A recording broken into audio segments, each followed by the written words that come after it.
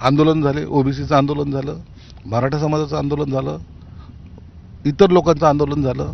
या आंदोलनाला समोर जाणं, सरकार चालवणं, त्याच्यामध्ये काही योजना सरकारच्या ज्या होत्या शेतकऱ्याच्या हिताच्या असतील, महिलांच्या हिताच्या असतील, विद्यार्थ्यांच्या हिताच्या असतील आणि लाडकी बहीण योजना, ह्या सगळ्या योजना कार्यान्वित करणे, त्याला फंडिंग करणे, ज्या असलेल्या जे काही स्पीड ब्रेकर होते ते काढणे, एवढं जे ताकदीचं काम आहे ना. शिरसाट साहेब, प्रश्न हाच आहे ना की एवढं ताकदीचं काम केलं तरी एकनाथ शिंदेचं नाव रेसमधून बाहेर कसं काय फेकलं गेलं? कोण म्हणलं बाहेर फेकलं गेलं?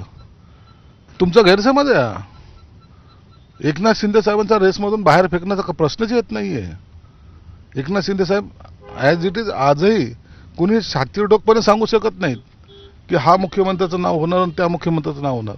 एकनाथ शिंदे साहेब हे टॉप टू टॉपच राहणार आहेत. म्हणून आता फक्त त्याच्यावरचं काय ठरलंय हे अमित शाह साहेब, मॅक्झिमम रोल त्यांचा अमित शाह साहेबचा होता, ते आणि एकनाथ शिंदे साहेब यांच्यात जी काही चर्चा होईल त्यानंतरच महाराष्ट्राचा मुख्यमंत्री फायनल होईल.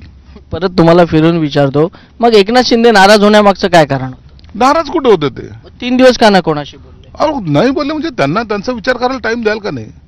एवढ्या मोठ्या प्रचाराचा तुम्ही जर पाहिला गदारोळ, त्याच्यामध्ये एकनाथ शिंदे साहेबांनी सर्वात जास्त सभा घेतल्या. भाजपच्या असेल, राष्ट्रवादीचा असेल की शिवसेनेचा असेल, प्रत्येक आमदाराला विचारा शिंदे साहेब तुम्हाला काय मदत करू शकले किंवा तुमच्यासाठी काय त्यांनी केलंय. सगळ्यांसाठी झटणारा हा नेता आहे, फक्त पक्षापुरता मर्यादित नव्हता. या प्रत्येक जण निवडून यावं ही त्यांची भावना होती. तरी एकनाथ शिंदे